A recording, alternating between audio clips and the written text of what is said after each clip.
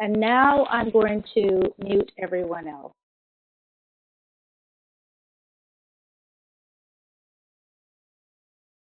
Take it away, Maurice. Okay. Okay.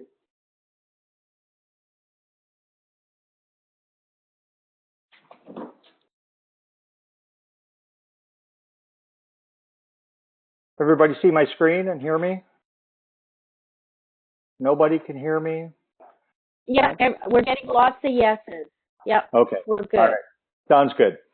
Okay, so the presentation tonight, and we'll keep moving along here, is the pursuit of perfection, discovering draw weight. And I'll give you a little bit of history background into why I started to pursue this summer. So this is the 5th time I presented this, and I probably made significant changes every single time that I presented from the 1st of July till now, and caused me again lots of sleepless nights over it. But anyway, here's the background to it. So, you know, we start way back in the day.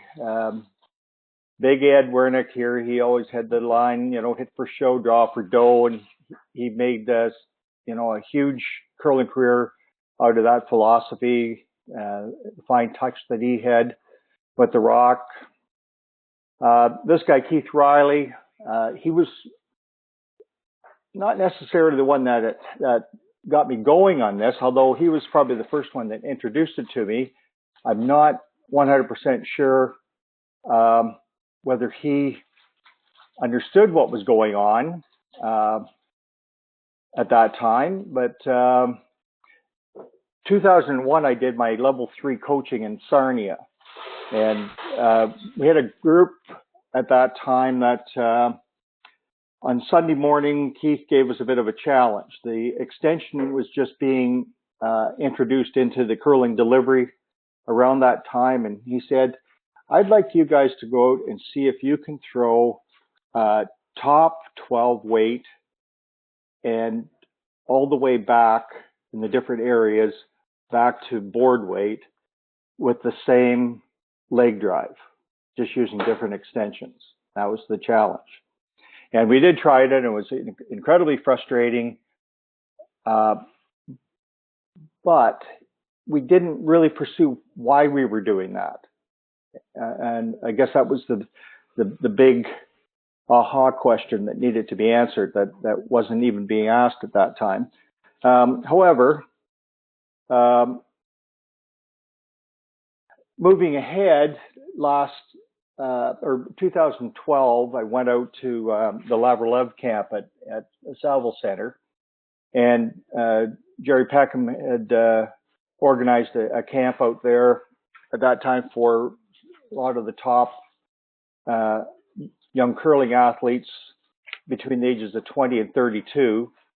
And he said, okay, we need to keep moving forward with Canadian curling, trying to improve. And he said, in my mind, one of the best and easiest ways for us to do that is to become better at draw weight. And so he said, we were having a 4-day camp, stopwatches go away, and we're going to work on feel and learning how to develop better draw weight. So, you know, absolutely a lot of the top athletes and teams from across the country that were in their 20s at that time, even some in their early 30s, participated in that camp. So anyway, we'll fast forward ahead to this past spring. And so 2019, April or March or whatever it was, the Men's World Championships were on. And of course, Kevin Cooey playing Nicodine in the final. Kevin Cooey's had a tremendous week in terms of their draw weight numbers. They were 88% for the week as a team. Very, very outstanding numbers. So obviously we're making huge inroads in that area. However, Nicodine's team from Sweden were 93% as a team for the week, which is just a number unheard of for a team to develop that. So that said, I got on the computer, I emailed Jerry and he said, what is going on? Like, why are the Swedes kicking our ass when we've been spending 7 years working on draw weight? And so we carried into a conversation and he said, give me a call and so we probably talked for 2.5 hours on that phone call, and that got me started on this project. So this is what I'm going to present to you tonight. And so there's Nick and Dean, and I thought that this quote was quite telling into how he developed into a world champion.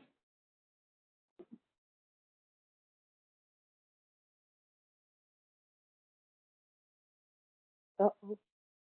Oh, sorry. Oh, good. You're there.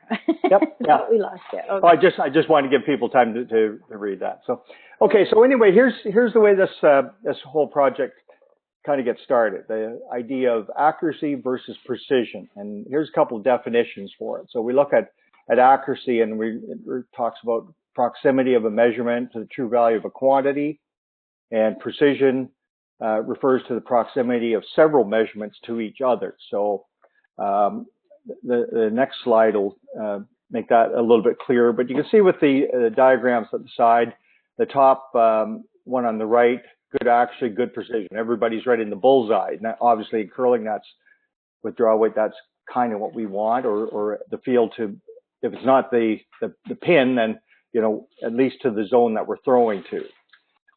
Poor accuracy, good precision. They're all grouped together nicely up in the top part of the board, but if the precision was the middle, then that's not so good, or the accuracy was for the middle, is not so good. And then with the poor accuracy, poor precision, they're all over the place. This one it gives a little clearer illustration of it, and kind of more in line with what we're doing in curling. So obviously, the one we want to look for and try to group is that one in the bottom right-hand corner with high accuracy, high precision. And a lot of the drills I'm going to be talking about later on are dealing with that, with trying to develop that area. I put together a chart that may be some benefit to you, that you're quite welcome to download this and make use of. So, just listing the player, what shot was being called in what area, and this I just shoot for draw weight. The scoring, it would be a 0, 1, 2, 3, 4 with it, and I'll explain that a little bit more detail in a moment. And this whole program is dealing with zones 1 through 11 or 1 through 12, depending whether you want to work on board weight or whether you just want to end up with hack being the heaviest weight you use in this. The length of the slide is dealing with, how far are you sliding out towards the hog line or beyond it. And again, I'll get into more detail in a moment. And then what does the release look like? Here's a bit of information. So here's some of the background that I looked at when putting together this. So I started with U18 women's, and the team that won the national championship was from Northern Ontario. On the out turns, they were 74%, and in turns 68%, and the total rank at that point was 72. Now, to me, the important number here is where they ranked in terms of all the teams in the competition. So Northern Ontario, in that case, they were third, and they were within 3 percentage points of the top place team. So I used anybody that was within 3 percentage points of the top place team. I just kind of wrote it off. Anything beyond 3%, then I thought then there was some noticeable difference. U18 men, Ontario won there, 73 and 72, and they were 7th. Now, I may talk about why the discrepancies at the end. I'll leave that, and if you've got some information in the chats and you've got questions at the end, then we can discuss that. But in this one, I think 7th is the one that you'll notice in the entire chart here that kind of really stands out. It and Chelsea Carey's win at the Scotties. U21 women, Alberta were the winners. They end up 3rd, 73. Again, they were just 2 percentage points behind the first place team. In that, U21 men, they were 1st overall, and big difference here between the 73 and the 83% between U21 men's and women's. Mixed doubles, Peterman Gallant, they were second. They were just one percentage point behind Walker and Myers for that number. Walker and Myers at 84%, who they beat in the final. Carey 76, and she ended up fifth. Cooey at the Brier, he was third at 88%. So Jacobs was first at 91, which is a great number for that team. And Gushu was at 89%. Women's Worlds, Switzerland won that at 79%. They were third, but they were only 4 percentage points behind Hasselborg. And if you remember, the way the championship was won was Pets made an incredible draw for the win in that. And said Hasselborg was the top team at 83 or 84% in that. Men's World, Sweden again, 93%, unbelievable number. Awfully good in both their interns and their outturns. Mixed doubles Worlds, Sweden won in that. Again, and that was Hasselborg and Oscar beating Peterman and Gallant. And Peterman and Gallant were in second place too in draw numbers in that competition as well. I often use the first and of the World Championships when I'm doing this presentation, just to illustrate the technique that's being used by the teams, because in that one you've got Jocelyn Peterman and the Swedes both using the technique that I'm kind of encouraging people to try to adopt, and Brent Gallant is just using different leg drives for different zones. And then the last one I've got in the chart here, U21 Men's Worlds, Tyler Tardy's team. This is just for the championship game, not for the entire competition, but in the championship final, his team was 92% and first by 12% over the team that they beat, or second place team in the competition. So big numbers there. Now, just before we move on, the U18 men's and the Scotties win, with them being 7th and 5th. Everybody else kind of fits into my my concept of what you need to have draw weight to be a champion. U18 men, there's not that as much emphasis on draws, and Team Ontario didn't have a great round robin, but they did get incredibly hot in the playoffs, and their draw numbers were really good in the playoffs. And with Chelsea Carey, having talked to a number of participants and coaches that were at the Scotties, just said the ice conditions were so erratic. The top two teams at the Scotties for the week were Homan and McCarville, and they were both at 80%, which I would say all the women's team would say that's incredibly low for the competition. So, Carey wasn't too far behind that. So go ahead.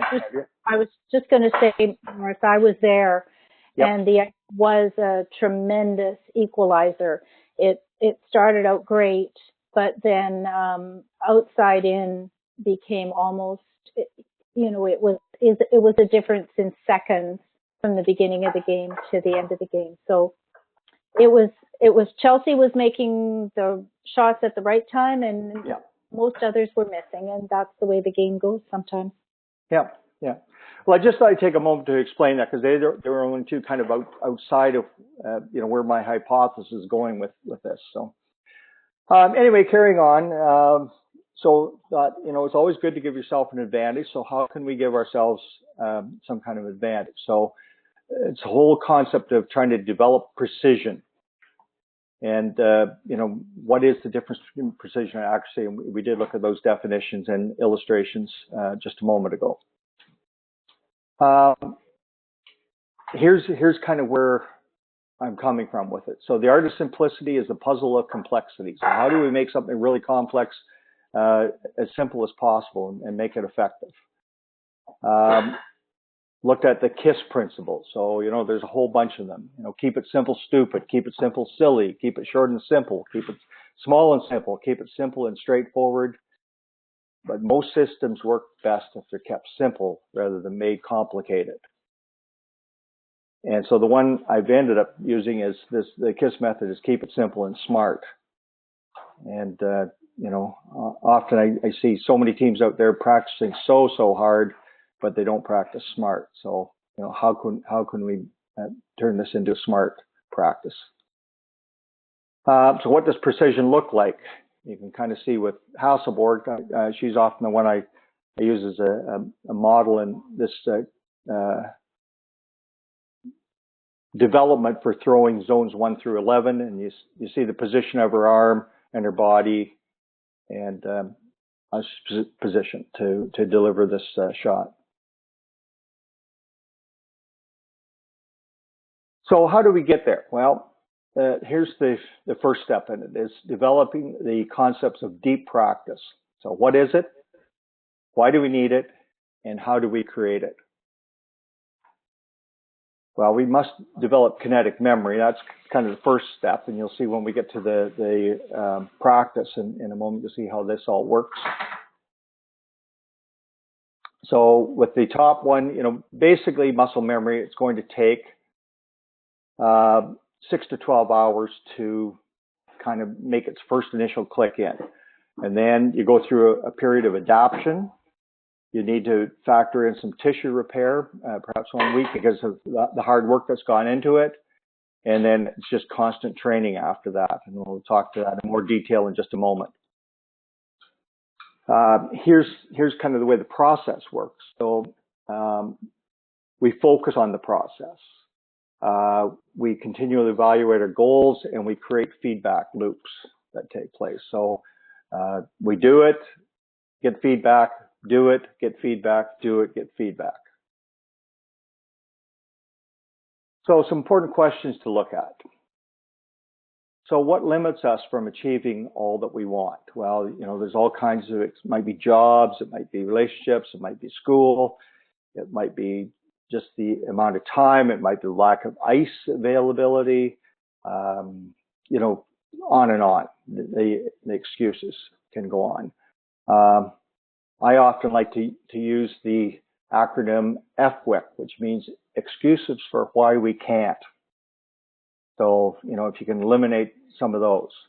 How much does talent or genes really matter? Well, it has some impact, but it's not really what's most important. What really determines who we become? Well, I always think there's kind of three things, and talent might be one of them, but I think discipline and attitude are just as important, or more so. How much control do we have over our ultimate potential? We've got all the control over it. We just may need to, step beyond bounds and try to make sure that things happen that we need to make happen. But, we're all told that beautiful story. Is it true? It's not all in the genes, it's in the brain. And if you can change your brain, our muscles are dumb. Movement, thoughts, and feelings happen in the brain. The secret lies in deep, deliberate practice. But why? Well, this cartoon helps to illustrate some of it. The brain having the conversation with the muscles. And after they've been off for a while, they were tested, muscle memory today, they remember nothing. So we need to retrain it. We need to also learn how to interrupt the process of forgetting. Big drawback to our training. So people that have a high level of success with deep practice, they seek mastery. They make practice playful, fun, and interesting. They stop, they correct mistakes, and they go on. They're engaged in the process versus being focused on a potential outcome. They've got a different relationship with practice. So they're totally engaged in what the process is. They don't complain because it's repetitive. They don't complain because it's cold. They don't complain because it's boring. They look at what the end result's going to be and what process do you have to go to get there. Deliberate practice is hard. There's a lot of technical to it. There's a lot of precision. It's methodical. The first reps are critically important. It's not like some of the other sports that are mentioned there, where it's just totally read and react. We do need some of that in curling, but when we're into deliberate practice, that's not the time for it. So the next part, the myelin wraps, it's not a wrap, it's just, so that's just a fatty substance that wraps itself around the nerves and helps to maintain what we are learning and practicing. So, you groove a groove, it's easy, but you want to change something, it's hard.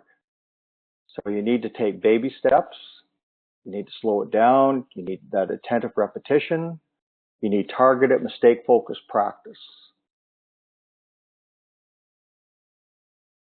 So what are the unifying elements across all sports? Well, so when I've done this in 4 camps previously,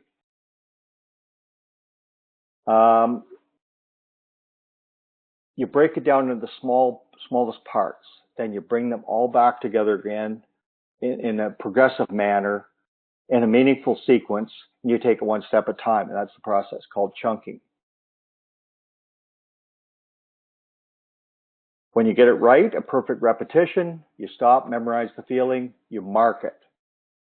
You emotionally reinforce the moment, then you pause, and then you must repeat it. Reflection is a really good form of practice, and there's five forms of reflection that you can use in your practices. So, in action, you're thinking about your practice. On action, you're reflecting on the lessons or events carried out after the lesson or event has occurred.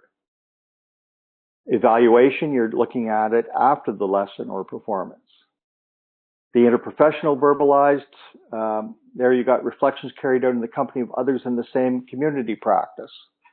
So, that whether it's in junior curling or it's in your varsity programs, that could all take part there. And then the extra professional verbalized is, you may be working with performance consultants or fitness experts or strategy experts, you name it. That can take place.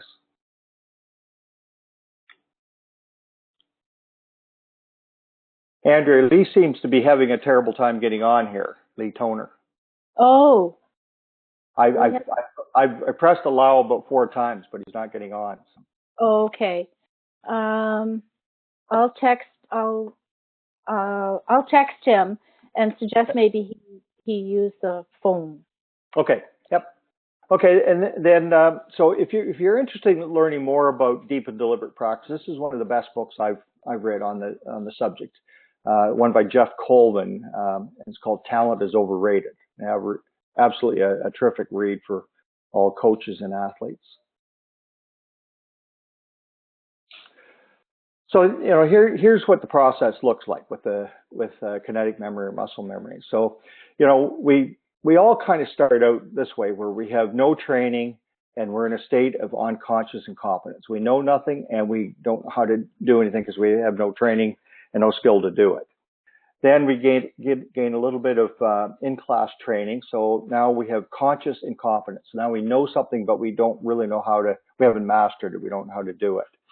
Then through skill practice and perhaps mental rehearsal, we go into a state of conscious competence where we now have some skill and ability, and now we know what we're supposed to be doing. And then that's where we're still kind of thinking through the process. But where we ultimately want to get to is the top stair here, integration of muscle memory, kinetic memory, and where we're in a state of unconscious competence, where now we don't need to even think about it. We just feel it, and we know what we're doing, and we practice it long enough that it's just ingrained into our system. How do you build in the mental training into it? So, some people come out and say, this hurts too much, but maybe what you should be saying to yourself is, this feeling is connected with going faster and doing my best, or this feeling is connected with doing my very best and sliding properly and doing my best. Or you say, when you're thinking, I hate bad ice and I never do well on it. Instead, you should be saying, I perform well on any kind of ice. I handle adversity well. I'm mentally tough on bad ice, and this is perfect ice for me.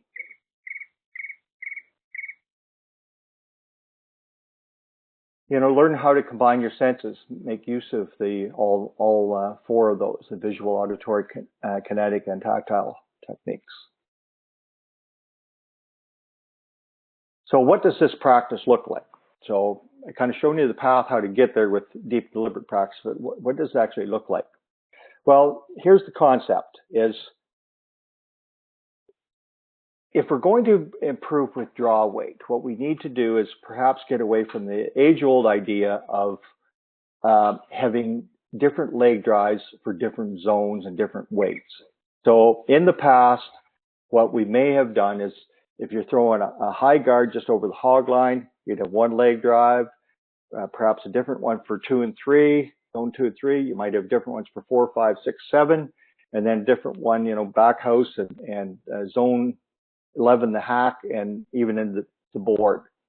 So what I'm looking at is, it's a huge task to be able to throw that entire distance of 114 feet from one hack to the other. And how can we make it easier for ourselves? So instead of trying to train those huge muscles in our legs, why not train those huge muscles in our legs just to throw perhaps 2 weights for zones 1 through 11, and then you'd still throw a different one for control, normal, and peel weight.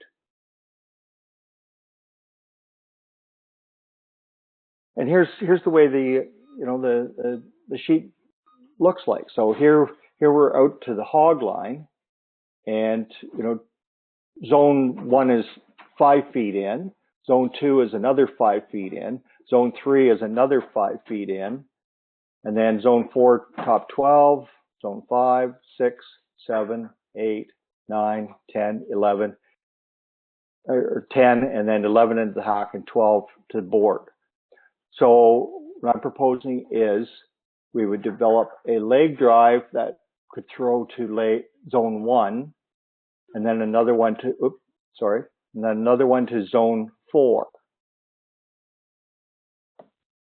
Okay, 2 leg drives, and then everything else done off extension. So how do you go about developing that deep practice plan for it?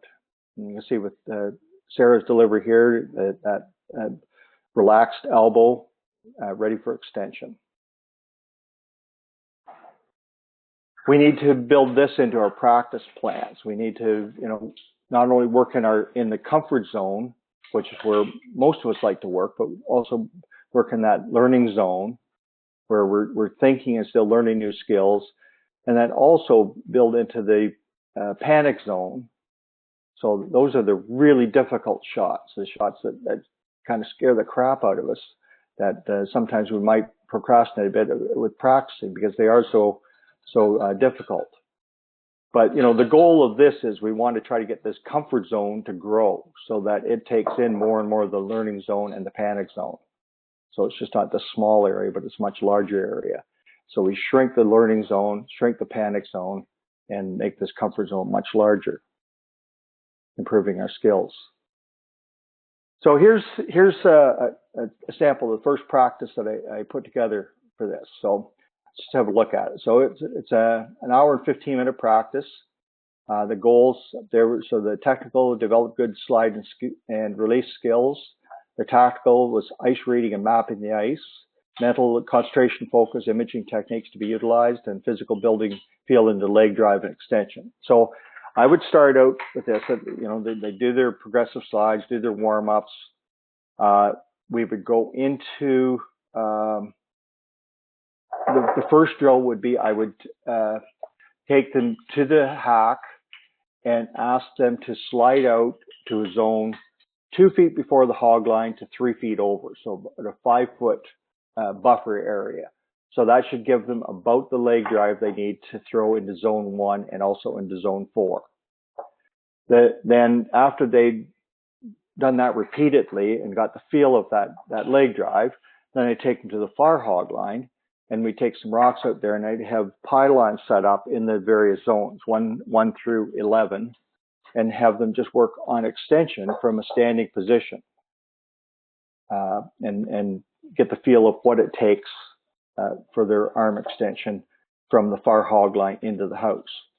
And then step 3 would be you would take them back to the far hack and have them combine the two drills together. So you're actually throwing out of the hack and trying to throw into the zones in a progressive manner. 1, 2, 3, 4, as they progress through those.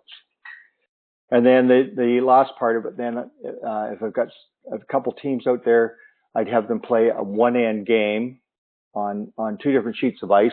And often if I'm in a place where the ice maker is very good, I'd ask the ice maker if he would make sure that he makes both sheets different with more curl, maybe some tricky spots on the ice, so on. And they'd play a one-end game just using draw weight only. They couldn't play any hits, just draw weight. And then have them switch to another end.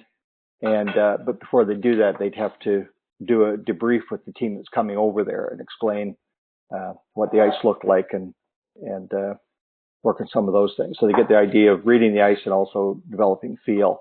And of course, through this, I'd have speed traps set up as well. So I'd have one set set up hog to hog. And then the other set I have set up back line to top of the house. So with backline to top of the house, and I'll explain in a little bit more detail later why I use that.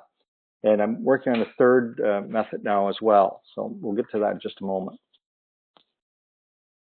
Here it is right here. So the middle column you can still rely on. Here's zones 1 through 11 based on 14.5 second ice for T-line.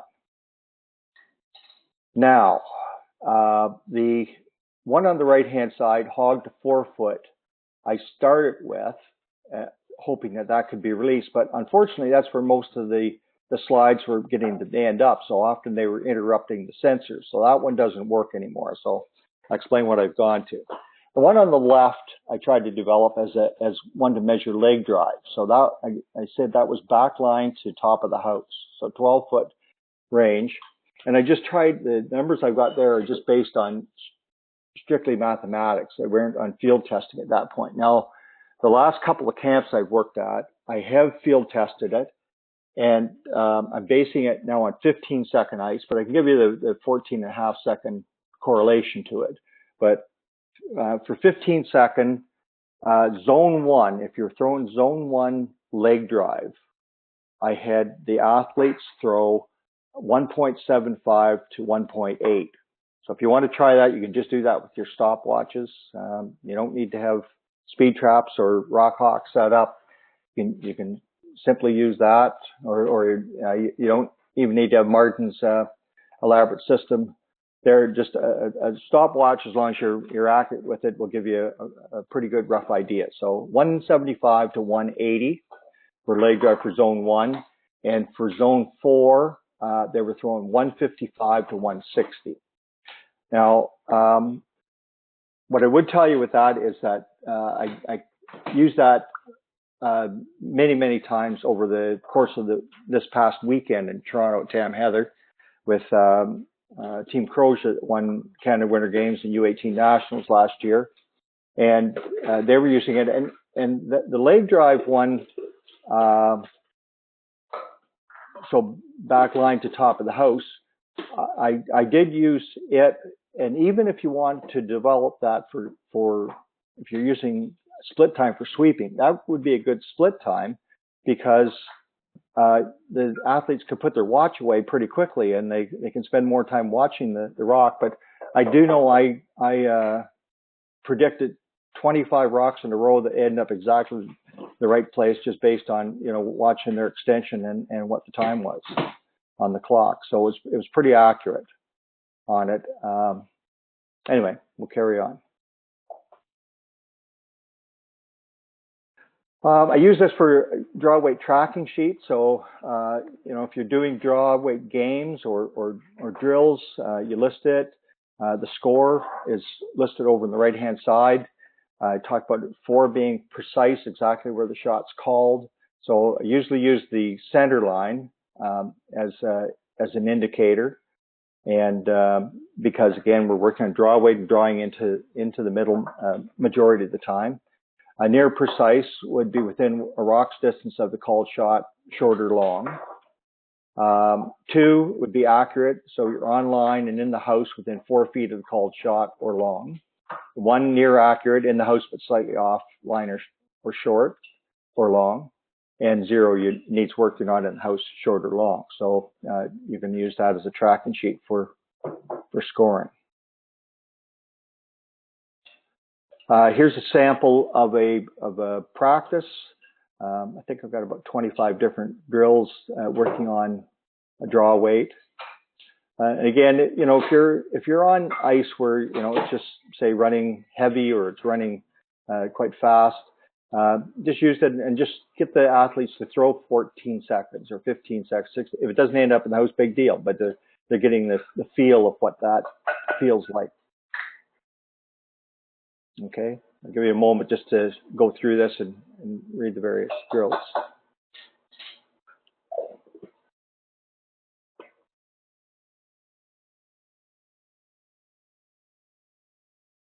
So again, just building up muscle memory. And I also think another great one that you could add to that is the spot drill. Just get them to throw to the same spot 3 times in a row, building up muscle memory. That's huge into developing good habits for developing great draw weight.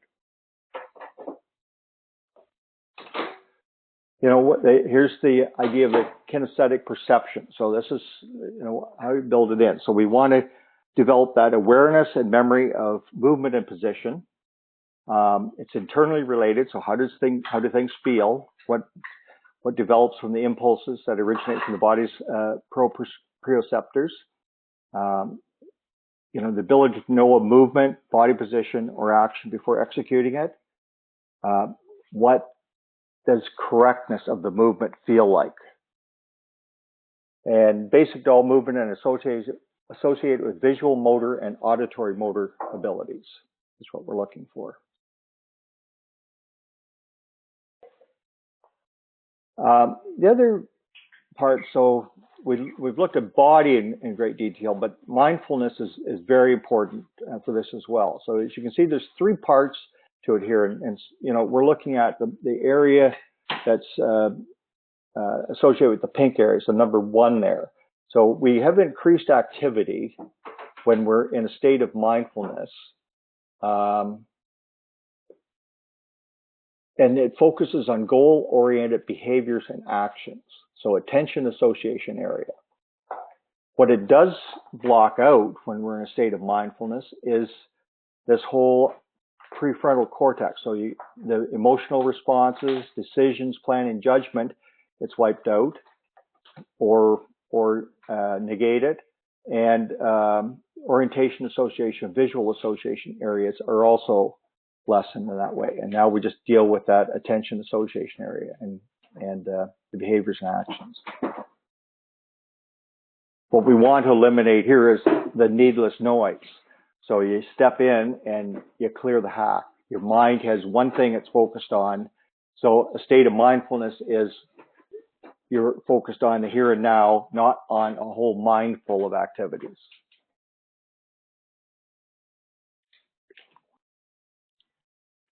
You got to control your fear, get in control of your emotions. Take deep breaths. A little practice might just change your life.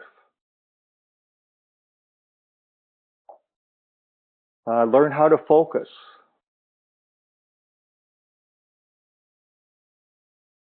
Some ways you can do that. Concentration exercises. And I started to think, years and years ago, we used some of these and they've kind of gone out of vogue, and I started using them with some of the athletes again. They really, really enjoy them. So they're worth reintroducing again. It's looking at number grids where you have a grid with random numbers from 1 to 100 or 0 to 100 and time them on a 1 minute, 2 minute, 3 minute basis and build that into your off ice practices.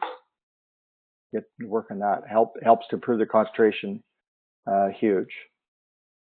Eye exercises and just routines that they could build into it, help build up a kinesthetic memory.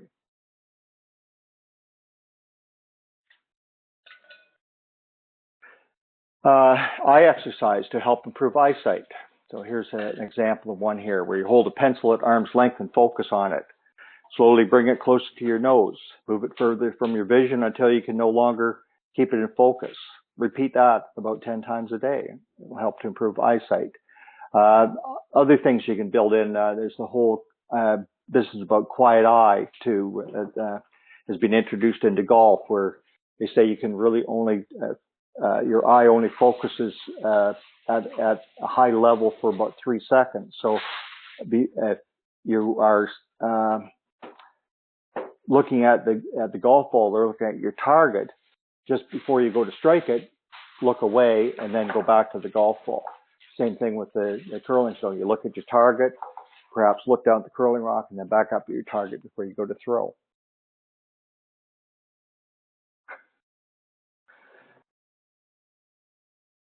The concentration exercise, counting heartbeats. Count each beat until you reach 20, then count every other beat, then count every 3 beats, every 4 beats, so on until you reach counting every 10 beats.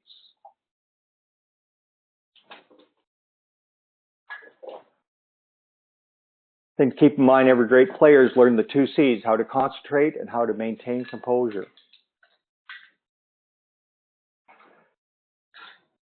How can you build your pre-shot routine into it, and why it's important? So, we'll just substitute curling here for golf. So, to play great curling, you need to be relaxed, have a set routine to follow your body automatically, start to relax so your mind knows what's expected. A good pre-shot routine will boost your confidence. Using a pre-shot routine will automatically reduce your anxiety level. It'll help you focus on your target. It'll encourage consistency in your game. It'll help you to make the transition to a good frame of mind. It'll prepare you physically and mentally. So, here's a pre-shot routine for golf. And I'd be happy to, when I do the presentations in person, I hand out sheets to work with. So I'd be glad to send that on to Andrea if any of you would like a blank template that you can build a curling pre-shot routine with your athletes for it. It's based up much as what you see on the page in front of you here. So looking at physical action and behavior, then you have your thought, image, feeling that you're going to go through, and then what the goal of that part of the activity would be. So I'll give you a moment just to look that over. That'd be great, Maurice, if you would send that to me, and I'll send it out. Be glad to. Yep. I'll do. Thank you. I'll do that when I get offline. Yeah. Great.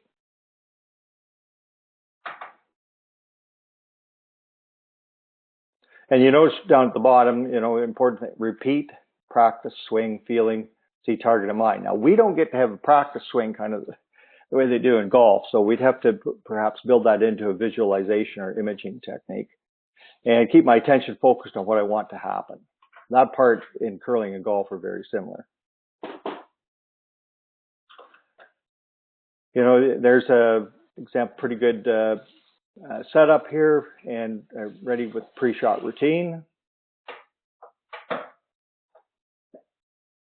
One of the other issues, and this is kind of going away from a bit, but just rotation with draw weight and with down weight shots. I know I get out to a lot of events, and not only the U15, U18, U21, and the adult stuff, but I'm seeing as many shots being missed, as many draw shots being missed by over rotation as I am for under rotation.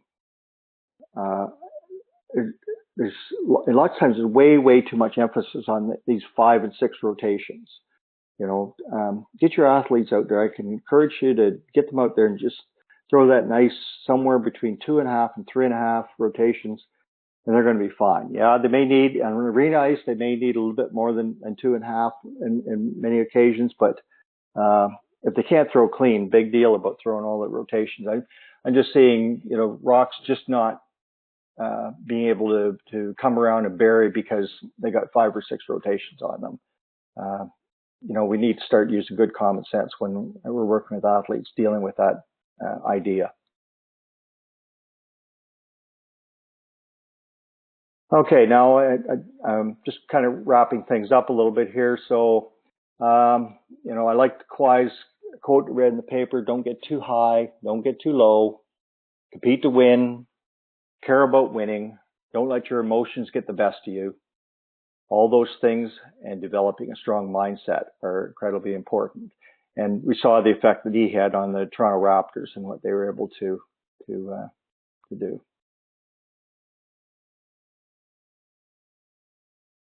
And just to wrap up the last quote here. So the title of the presentation was The Pursuit of Perfection, trying to develop draw weight. So, if you go on and Google Pursuit of Perfection, you see a lot of them saying that, it's impossible, it's nonsense, it's a waste of time. But if you look at it from this perspective, the relentless pursuit of perfection through innovation drives continuous improvement. So, what I took from that is it's a little bit of defeatist attitude if we just think we can't be the best that we can be, whether it's perfect or not, but we should strive towards it, and innovation and continuous improvement are the path to that. Okay, and that's presentation. So if you've got some questions, I'm glad to hang around and try to answer anything. Hang on, and I'll unmute everybody here.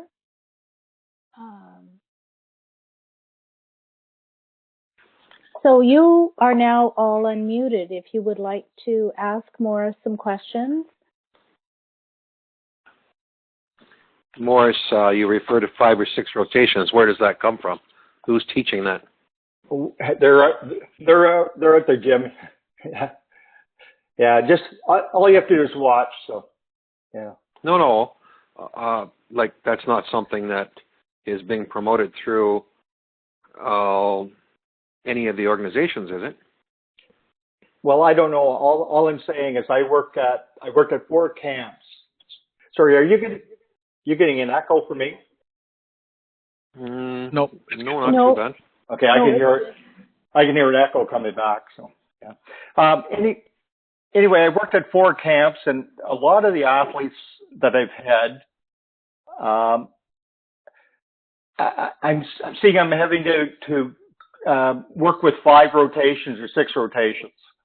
So somebody out there is teaching it. So.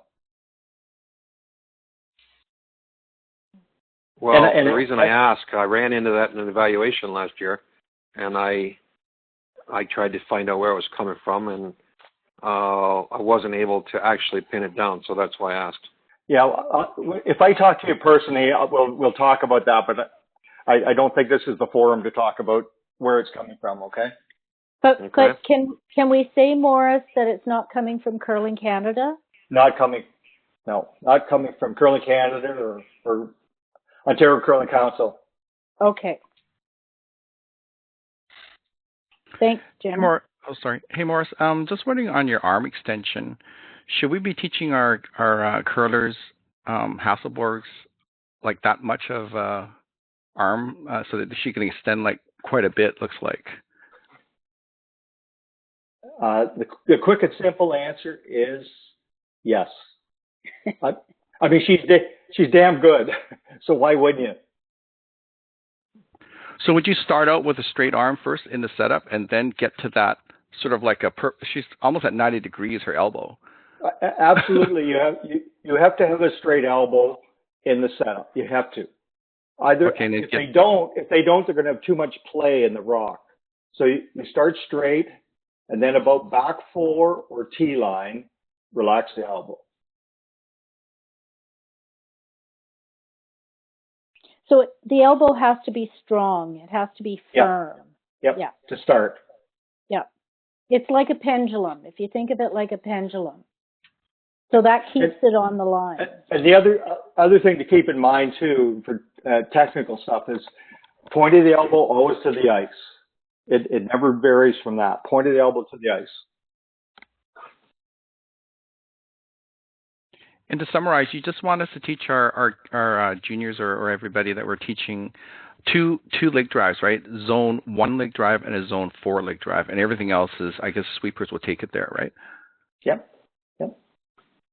Yeah. So if you're the other thing I didn't mention so far is if you're throwing to the pin for your last shot draw, get them to work on just throwing top 8.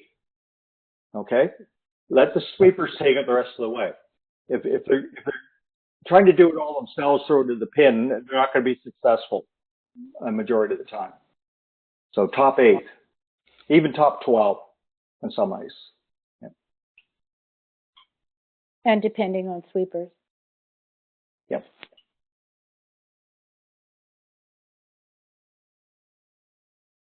Any other questions or comments, experiences, examples? Just the one last thing. Oh, sorry. Sure. Oh, go ahead. I'll wait my turn. Oh, sure. So how about equipment like slider? That really makes a huge difference. Like, is there something you would recommend for intermediate and advanced curlers? Like, what kind of shoe would the Quantum be the best, do you think, for feel?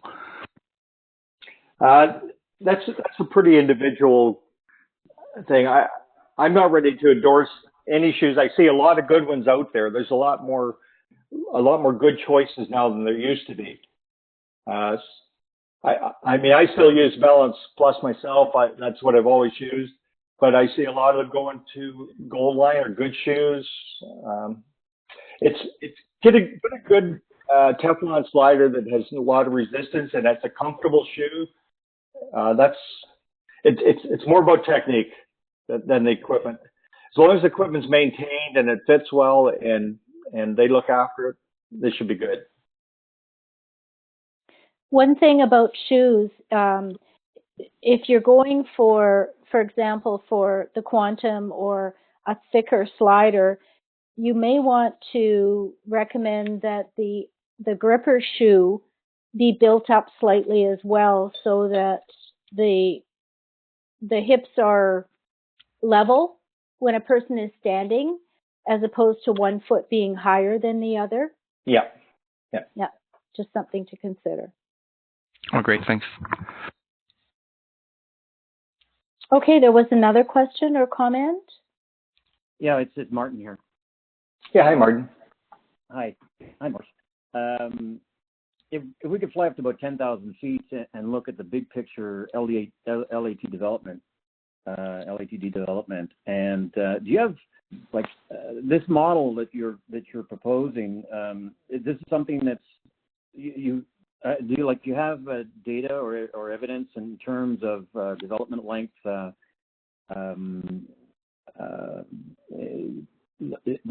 Is there? Do you feel that this is a faster development model than others? And do you have any data on that? Yeah. So I've done tracking at all the camps I've worked at, and I have been sending it all on to Jerry Peckham and submitting that. But a lot of it's just going to be what's going to be the success and the numbers they have over the course of the curling season right now. That's going to be the big number for us. The first thing that I had was we did an Amethyst camp in first week of July, and Andrea and I worked together on that. And our kids were outstanding in the great shootout. So that's one thing. They had a score that hadn't been achieved before. Now, that's just one example. We need to really have multiple tests over the course of the year to say definitively that this is best. But what I'm getting from the athletes that I'm working with this year is they like it because it is very repeatable. It's much easier to get a good feel, and they feel confident in their ability because of that. So to me, those are the three most important things. Are they using a uniform measuring system though for success? And I'll just sort of fly around that. What I struggle with is the science around it. As you know, I'm pretty much into the science stuff, right? And so I'm trying to deal with the science in developing slow twitch muscle fibers and neuromuscular development in deliveries, right? So with the concept that every everything you introduce into any kind of developmental procedure takes time and resources. So Yes. when you're using, for example, if you're just utilizing one muscle group, let's say the quadriceps, you know, training one muscle group to accomplish a task is obviously likely to be faster development model when we're And speaking on that's what I'm basing it on. Yeah. Yeah, but as soon as you add into a push, and this one of the reasons why I got into the technology is that a push is really an acceleration, right? So you're moving into multiple muscle groups in the body, and again, it has to be trained and takes time and resources. So I'm just trying to wrap my head around the science. So that's why I had the question. I'd be really intrigued to know if it proves to be or has proven to be a faster LTAD development model. And yeah, then I'd love to use I'd love to use your system to test it out. So yeah. Oh, I'm not promoting my system. That's not what the question's about at all. No, I realize that. I realize that. I'm somebody that likes to have the evidence to show my athletes this is what we do, this is why we train, this is how to do it, why we do it, and these are the results, and as pure empirical methodology as possible, so that we can show other coaches, and this is what we're all about, and this is why Andrew's here in the OCC, is we're trying to develop techniques and protocols and policies so that we can teach our coaches to teach our athletes, and everybody in Ontario moves forward at a faster rate, an accelerated rate. So that's why I brought the question, and you've answered it. So that's why I appreciate that, and thank you for your answer. Yeah, like I said, it's just going to take time, but like I said, the short-term results are pretty good. Okay, well, please feel free to reach out to me anytime to send data or any kind of insight. I don't know if you can CC me on this stuff to Jerry, but sure. I'd be happy to receive it. Okay, terrific, Martin. Thanks. So, Maurice, for the percentages that you showed for the teams, did they use this practice to attain those percentages? Well, so no, that was last year's results.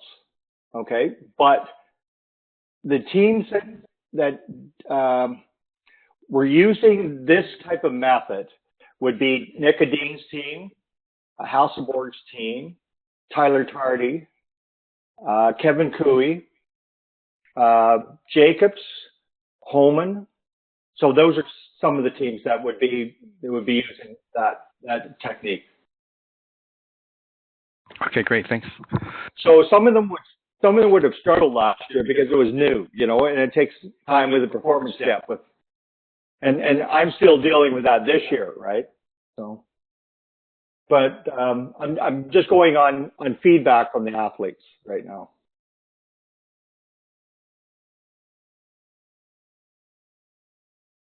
Maurice, what time or when throughout the season would this be best to introduce to our athletes?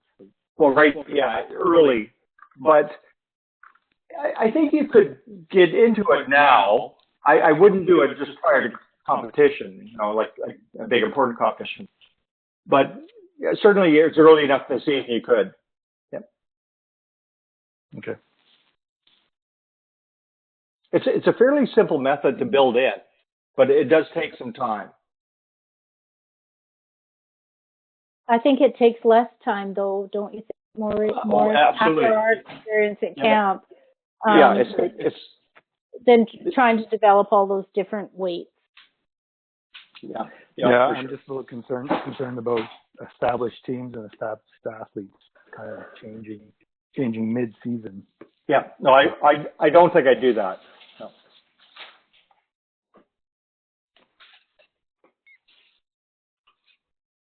Okay, if there are no more questions, anybody else got a question or a comment or? Well, I got one comment. If they're not drawing well, you're not going to hurt by trying to change. That's right. True.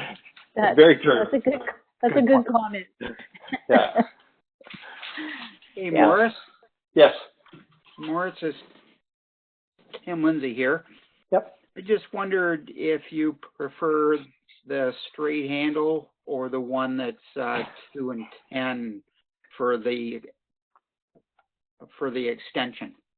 Well, So obviously Hasselberg used the straight handle, and it works for her. But I don't know enough about it, so I'm still using the 10 and 2.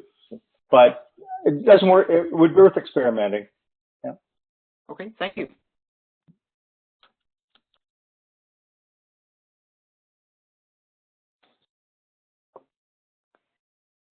Okay, well, thank you so much, Maurice. Okay, my pleasure. That was excellent. I will send the recording out to everybody, and Maurice, I'll copy you as well. And if you could send me that one tracking sheet. Yeah, I may send you a couple. So yeah. Sure, that would be great. I'll include them to everybody with the recording. So thank you, everybody. I think the next webinar that we have scheduled is October the 21st, and it's with Glenn Pauly for a brushing update. So if you haven't registered and are interested, please do so. So thank you all for